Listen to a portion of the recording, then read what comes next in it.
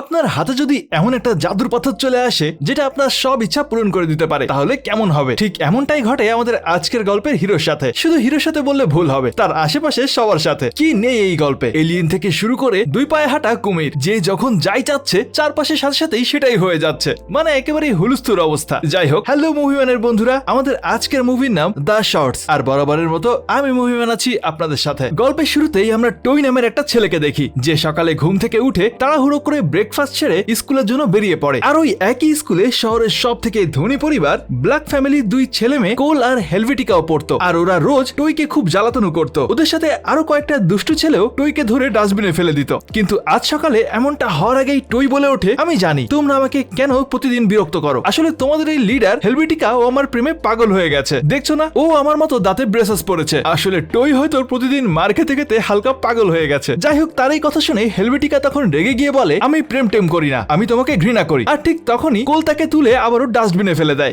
যাই হোক, টই কোনো মতে সেখান থেকে বেরিয়ে স্কুলের হলে পৌঁছায়। সেখানে সে অ্যাকুয়ারিয়ামের মাছদেরকে হ্যালো বলে। আসলে ওর কোনো বন্ধু ছিল না, তাই ও মাছদের সাথেই কথা বলতো। এরপর টই যখন ক্লাসে পৌঁছায় তখন তার সহপাঠী লুগি সায়েন্সের প্রেজেন্টেশন দিচ্ছিল। কিন্তু হঠাৎ করেই সে অদ্ভুত কিছু কথা বলতে শুরু করে। এটা দেখে টিচার তাকে জিজ্ঞেস করে, তুমি কি হোমওয়ার্ক করেছিলে? লুগি তখন জবাব দেয়, হ্যাঁ ম্যাম, হোমওয়ার্ক তো আমি করেছিলাম, কিন্তু আমার অ্যাসাইনমেন্টটা একটা কুমির খেয়ে ফেলেছে। ভাবা যায়। এখন টিচার ওর এই অদ্ভুত কথা বিশ্বাস না করে উল্টো ওকে শূন্য বসিয়ে দেয়। অবশেষে স্কুল শেষ হওয়ার পর টই যখন সিঁড়িতে বসেছিল তখন লুগি তার সাথে কথা বলতে আসে আর তাকে একটা চকলেট দেয়। কিন্তু হঠাৎ করেই তখন লুগির বড় ভাইরা এসে তাকে জোর করে টেনে হিঁচড়ে সেখান থেকে নিয়ে যেতে থাকে। আর যাওয়ার সময় লুগির পকেট থেকে সমানে চকলেট পড়ছিল। এটা দেখে টই একটু অবাক হয় যে ওর পকেটে এত চকলেট কোথা থেকে আসলো। কিন্তু তারপরেও সেই বিষয়টা বেশি একটা পাত্তা না দিয়ে বাড়ির দিকে রওনা দেয়। কিন্তু কিসের কি, রাস্তাতেই কোল আর তার দুষ্টু বন্ধুরা আবারও ওর সামনে এসে হাজির হয় আর টইকে আবারও বিরক্ত করতে শুরু করে। ওরা সবাই মিলে ওর দিকে বিভিন্ন রকমের পাথর ছুঁড়ে মারছিল। আর কোনো উপায় না পেয়ে টই নিজের জীবন বাঁচাতে একটা গাছের উপর উঠে বসে। আর ওই দুষ্ট ছেলেগুলো তখন ওর দিকে বিভিন্ন পাথর ছুটছিল। আর তখনই হঠাৎ একটা পাথর এসে ওর মাথায় লাগে আর ও সোজা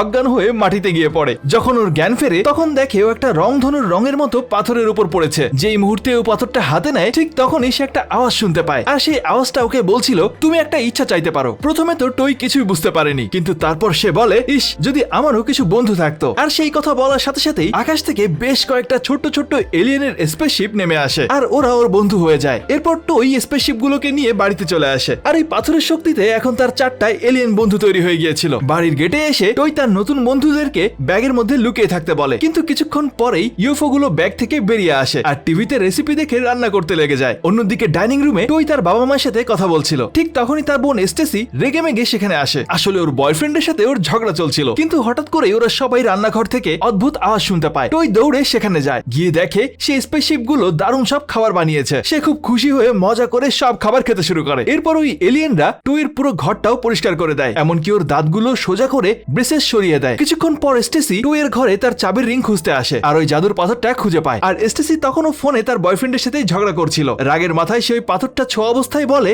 একটু তো বড় হও, পাগল নাকি তুমি? আর তারপর স্টেসি ফোনে ছেলেটার বড় হওয়ার অদ্ভুত আওয়াজ শুনতে পায়। এরপর সে পাথরটা ওখানে ফেলেই ঘর থেকে বেরিয়ে যায়। এদিকে পরের দিন সকালে টই তার এলিয়েন বন্ধুদের সাহায্যে উঠতে উঠতে স্কুলে যাচ্ছিল। স্কুলে পৌঁছে টই ওদেরকে ব্যাগের মধ্যে লুকিয়ে থাকতে বলে। ক্লাসের সময় টই যখন তার ব্যাগে লুকিয়ে থাকা এলিয়েনদেরকে চুপ করতে বলছিল তখন হেলভেটিকা হঠাৎ করেই তাকে দেখে ফেলে। এরপর ক্লাসের মধ্যেই টইয়ের ব্যাগে থাকা এলিয়েনরা জোরে জোরে গান বাজাতে শুরু করে দেয়, যার কারণে টইকে তার টিচারের খুব বকা খেতে হয়। আর এবার টই তার ব্যাগ থেকে ব্ল্যাক বক্সটা বের করার চেষ্টা করছিল যাতে এলিয়েনরা আবারও কোনো গন্ডগোল করতে না পারে। আসলে এই দুনিয়ায় ব্ল্যাক বক্স গুলোই ছিল আমাদের স্মার্টফোনের মতো। যাই হোক, টই যখন বক্সটা বের করার চেষ্টা করছিল এলিয়েনরা তাকে আটকানোর চেষ্টা করছিল। তখন টই একটু বেশি জোরেই টান দেয় আর তার ব্ল্যাক বক্সটা ছিটকে গিয়ে সোজা হেলভেটিকার মুখে গিয়ে লাগে। এতে হেলভেটিকা রেগে গিয়ে অ্যাকুয়ারিয়ামের কাছে চলে যায় আর টইয়ের মাছটাকে খেয়ে নেওয়ার হুমকি দেয়। এদিকে এলিয়েনরাও ব্যাগ থেকে বেরিয়ে যা খুশি তাই করতে শুরু করে। যেই মুহূর্তে হেলভেটিকা মাছটা মুখে ঢুকায় টই সঙ্গে সঙ্গে ওর উপর ঝাঁপিয়ে পড়ে আর ওকে জোরে চাপ দিয়ে ধরে যাতে মাছটা বেরিয়ে আসে। কিন্তু এই ঝাঁকাঝাঁকিতে ওরা দুজনেই জানলা দিয়ে বাইরে পড়ে যায়। ইউএফও গুলো প্রথমে মাছটাকে অ্যাকুয়ারিয়ামে রেখে আসে আর তারপর তারা মাঠে গিয়ে কোল আর বাকি দুষ্ট ছেলেদেরকে জ্বালাতন করতে শুরু করে। এই গন্ডগোলের মধ্যেই একটা ছেলে তো সোজা গাছের সাথে বাড়ি খেয়ে অজ্ঞান হয়ে যায়। অন্যদিকে টই আর হেলভেটিকা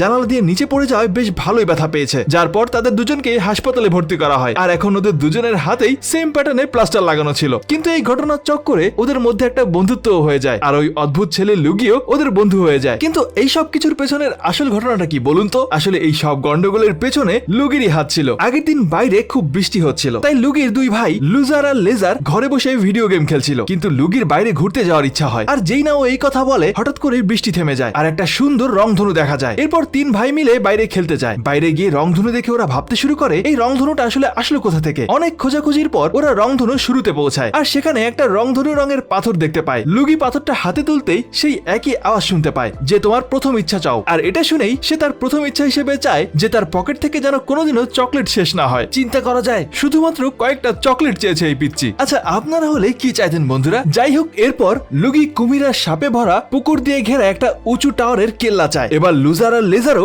নিজেদের ইচ্ছা পূরণ করতে চাচ্ছিল, তাই তারা লুগির কাছ থেকে পাথরটা কেড়ে নেওয়ার চেষ্টা করে। আর এই টানাটানিতে পাথরটা পুকুরের খাদে পড়ে যায়। এখন ওদের যে কোনো অবস্থাতেই পাথরটা ফেরত নিতে হবে, তাই ওরা কোনো মতে নিচে পৌঁছায়। ওরা দেখে যে ওই জাদুর পাথরটা একটা বড় পাথরের উপর পড়ে আছে, কিন্তু লুগি যেই পাথরটা তুলতে কাছে যায় ও বুঝতে পারে যে এটা আসলে পাথর না, বরং এটা একটা কুমিরের মাথা ছিল। কুমিরটা হঠাৎ করে ওর উপর হামলা করে দেয়, তাই ও নিজের প্রাণ বাঁচাতে সেখান থেকে লাফ দেয়। কিন্তু এরই মধ্যে জাদুর পাথরটা ওই কুমিরের পেটে চলে যায়। এদিকে লুজারকে সাপেরা চারিদিক থেকে ঘিরে ফেলেছিল, আর তখন লুগি নিজের জীবনের ঝুঁকি নিয়ে কুমিরের মুখের ভেতরে ঝাঁপ দেয় আর ওর পেট থেকে জাদুর পাথরটা বের করে আনে। কি সাংঘাতিক ব্যাপার, তাই না? আর ওই মুহূর্তেই ও আবারও উইশ করে সাপগুলোকে গায়েব করে দেয়, যার ফলে লুজারের প্রাণটা বেঁচে যায়। কিন্তু এই সবকিছুর মধ্যে কুমিরটা ওর হোমওয়ার্ক খেয়ে ফেলেছিল। তার মানে পরের দিন ওর টিচারকে আসলে মিথ্যা কথা বলেনি। এর থেকেও বড় কথা হলো, যখন পাথরটা ওই কুমিরের পেটে ছিল তখন কুমিরটা ইচ্ছা চেয়েছিল যেন সব কুমিরেরা 2 পায়ে হাঁটতে শুরু করে। হঠাৎ করে সব কুমিরগুলো 2 পায়ে ওদের পেছনে দৌড়তে শুরু করে। কি হচ্ছে এই মুভিতে? যাই হোক, তখন লুগি ইচ্ছা চায় যে ওরা 3 জন যেন উড়ে এখান থেকে চলে যেতে পারে। ঠিক তখনই একটা ড্রাগন এসে ওদেরকে বাঁচিয়ে নিয়ে যায় আর ওদেরকে উড়িয়ে টাওয়ারের ছাদে ছেড়ে দেয়। কিন্তু এতেও শেষ রক্ষা হয়নি। এবার কুমিরগুলো টাওয়ার বেয়ে ওদের পেছন পেছন আসতে থাকে। তখন লুগি ওদেরকে উপর থেকে নিচে ফেলে দেওয়ার ইচ্ছা প্রকাশ করে। তখন এই বিশাল একটা হাওয়া এসে কুমিরগুলোকে উড়িয়ে নিয়ে যায়। ওরা ভাবছিল যে এরপর কি করা যায়, আর ঠিক তখনই যেই ড্রাগনটা ওদেরকে বাঁচিয়েছিল তার পটি এসে লুগির উপর পড়ে। অবশেষে ক্লান্ত হয়ে লুগি বাড়ি ফিরে যাওয়ার ইচ্ছা প্রকাশ করে আর ভাইদের সাথে মিলে পরের জন্য প্ল্যান বানাতে শুরু করে। ওর ভাই লেজার বলে যে ওদের খুব সাবধানে ইচ্ছা চাইতে হবে। তখন লুগি ইচ্ছা প্রকাশ করে যে ওদের মধ্যে একজন যেন সুপার জিনিয়াস হয়ে যায়, কিন্তু পাথরটা ওদের ছোট বোনকে সুপার জিনিয়াস বানিয়ে দেয়। আর এখন এই পিচ্চি বাচ্চাটা শুধু মনের শক্তি দিয়ে ওদের সাথে কথা বলতে পারছিল। ওদের এই ইচ্ছাটাও উল্টা পড়ে যায়। শেষে লেজার রেগে গিয়ে পাথরটা নিয়ে বাইরে চলে আসে আর একটা বড় গুলতি চেয়ে নেয় যাতে সে পাথরটা অনেক দূরে ছুঁড়ে ফেলে দিতে পারে। এরপর পাথরটা সেখানে গিয়ে পড়েছিল যেখান থেকে ওটা টই পেয়েছিল। অন্যদিকে আমরা দেখি যে স্টেসি তার বয়ফ্রেন্ডের সাথে ঝগড়া করার পর একটা বাচ্চাকে টিউশন পড়াতে এসেছে। এই বাচ্চাটার নাম ছিল নোজ আর ও ছিল টয়ের পুরনো বন্ধু। নোজের বাবা ডক্টর নোজওয়ার্দি জীবাণুদেরকে খুব ভয় পেতেন, তাই তার পুরো বাড়ির চারপাশটা পলিথিন দিয়ে ঢাকা ছিল আর ভেতরে আসার পর প্রত্যেকটা মানুষকে পুরোপুরি স্যানিটাইজ হয়ে ঢুকতে হতো। আর সেই দিন যখন স্টেসি নোজের বাড়ির বাইরে ছিল তখন তার ভাইয়ের রুমে দেখা সেই একই পাথরটা সে সেখানেও দেখতে পায়। সে ওটা নিজের কাছে রেখে দেয় আর চুপচাপ ভেতরে চলে আসে। ওইদিকে নোজ যখন তার বাবা ল্যাবে ছিল তখন তার বাবা ঘুরতেই ও নিজের নাক পরিষ্কার করতে শুরু করে আর হঠাৎ করে নাক থেকে একটা ব্যাকটেরিয়া বের হয়, সেটা দূরে ছুঁড়ে মারে আর সেটা সোজা গিয়ে ওর বাবার এক্সপেরিমেন্ট টেবিলের উপর গিয়ে পড়ে। নোজ তার বাবাকে বিষয়টা বলার চেষ্টা করে, কিন্তু বকা খাওয়ার ভয়ে সে আবারও চুপ করে থাকাটাই ভালো মনে করে। তখনই ও সেই জাদুর পাথরটা দেখে খুব খুশি হয় আর স্টেসি ওকে পাথরটা দিয়ে দেয়। এরপর স্টেসি ডক্টর নোজওয়ার্দির ব্যাপারে কথা বলতে শুরু করে। নোজ বলে ওঠে, ইস, যদি বাবার এক্সপেরিমেন্ট গুলো কাজ করতে শুরু করতো। আর এটা বলার সাথে সাথেই ল্যাবে থাকা ওই নাকের ব্যাকটেরিয়াটা দ্রুত বড় হতে শুরু করে আর বিশাল একটা মনস্টারের রূপ নিয়ে নেয়। অন্যদিকে তখন নোজের বাড়ির বাইরে টই আর লুগি এসে হাজির হয়, কারণ ওরা নোজের সাথে কথা বলতে চেয়েছিল। কিন্তু নোজ দেখা করতে রাজি হয় না, কারণ টই পুরো 1 বছর ওর সাথে দেখা করতে আসেনি। আর টই এটার জন্য নোজের কাছে ক্ষমা চায় আর বলে ওদের খুব দামি একটা জিনিস এই এলাকাতেই হারিয়ে গেছে। তারপর সে তার রংধনু পাথরের কথা বলে, কিন্তু নোজ বলে দেয় যে সে এমন কোনো পাথর দেখেনি আর ফোনটা কেটে দেয়। এটা শুনেই টই আর লুগির একটু সন্দেহ হয়। অন্যদিকে ল্যাবে সেই মনস্টারটা কাঁচ ভেঙে বাইরে বেরিয়ে আসতে থাকে আর মজা করে পুরো বাড়িতে ঘুরতে থাকে। নোজ তখন লিভিং রুমে কিছু আওয়াজ শুনতে পায়। তখন ওর মনে হয় যে ওর বাবা এক্সপেরিমেন্ট করতে করতে হয়তো ঘুমিয়ে গেছে। এদিকে টয়ের বিশ্বাস ছিল যে নোজ মিথ্যা কথা বলছে, তাই সে লুগির সাথে মিলে জানালার কাঁচ ভেঙে বাড়ির ভেতরে ঢুকে পড়ে। কিন্তু খুব তাড়াতাড়ি ডক্টর নোজওয়ার্দি ওদেরকে ধরে ফেলেন আর সঙ্গে সঙ্গে ওদেরকে স্যানিটাইজ করতে শুরু করেন। অন্যদিকে নোজ ল্যাবে পৌঁছায় আর সে মনস্টারটাকে দেখে ভয়ের সাথে সাথেই আবার বাইরে বেরিয়ে আসে। এদিকে হলে তখন স্টেসি টয়ের সাথে কথা বলতে আসে আর ঠিক সেই সময় নোজ সেখানে এসে সবাইকে মনস্টারের ব্যাপারে জানায়। ওই মুহূর্তে টই আর লুগি নোজের হাতে সেই পাথরটা দেখে ফেলে আর ওর উপর ঝাঁপিয়ে পড়ে। এই টানাটানিতে পাথরটা হাওয়ায় উড়ে যায়। ঠিক তখনই মনস্টারটাও দরজা ভেঙে বাইরে বেরিয়ে আসে আর পাথরটা সোজা ওর মুখে চলে যায়। ওকে দেখেই ডক্টর নোজওয়ার্দি বুদ্ধি করে একটা বোতাম টিপে দেয় আর একটা কাচের দেওয়াল তৈরি হয়ে যায় যাতে মনস্টারটা ওদের কাছে পৌঁছতে না পারে। কিন্তু মনস্টারটা এতটাই শক্তিশালী ছিল যে সে কাচের দেওয়াল ভেঙে ওদেরকে ধাওয়া করতে শুরু করে। আসলে সাধারণত নোজ তার নাকের ব্যাকটেরিয়াগুলো খেয়ে ফেলতো। হ্যাঁ, শুনতেই ডিসগাস্টিং লাগছে। যাই হোক, ওই মনস্টারটা আসলে তার সঙ্গীদের মৃত্যুর প্রতিশোধ নিতেই নোজকে তাড়া করছিল। যাই হোক, তখন ওরা সবাই মিলে প্রাণ বাঁচিয়ে কোনো মতে স্যানিটাইজার চেম্বারে পৌঁছায়। অন্যদিকে ডক্টর নোজওয়ার্দি ল্যাম্পে ঝুলতে ঝুলতে ল্যাবে চলে যান, কিন্তু টই পাথরটা না নিয়ে যাওয়ার পাত্র ছিল না। তাই সে মনস্টারের পেট থেকে পাথরটা বের করতে আবারও ফিরে যায়, আর তখনই মনস্টারটা ওকে ধরে ফেলে। আর নোজ তখন তার নাক থেকে আবারও ব্যাকটেরিয়া বের করে ওটা মনস্টারের সামনে খেয়ে ফেলার হুমকি দেয়। এতে মনস্টারটা আবারও ভয় পেয়ে যায় আর সে টইকে ছেড়ে দেয়। কিন্তু বিপদ তখনও কাটেনি। ওরা সবাই স্যানিটাইজার চেম্বার থেকে পালিয়ে বাড়ি থেকে বের হয়ে যায়, কিন্তু মনস্টারটা তখন ওদের পেছনেই ছিল। হঠাৎ করে নোজ দৌড়াতে গিয়ে একটা পোস্ট বক্সের সাথে ধাক্কা খেয়ে কাদায় পড়ে যায়। মনস্টারটা ওকে প্রায় খেয়েই ফেলবে। ঠিক শেষ মুহূর্তে ওর বাবা নিজের হাতে একটা বন্দুক নিয়ে হাজির হন। এই বন্দুকের সাহায্যে তিনি মনস্টারটাকে খুব ছোট করে একটা ডিব্বার মধ্যে বন্দী করে ফেলেন। এদিকে টই আর লুগি সেই জাদুর পাথরটা নিয়ে সঙ্গে সঙ্গে সেখান থেকে পালিয়ে যায়। এরপর আমরা আগের রাতের গল্প দেখি, যেখানে টুয়ের বাবা মা জেন আর অ্যালান কোম্পানির একটা পার্টিতে যাওয়ার জন্য রেডি হচ্ছিলেন।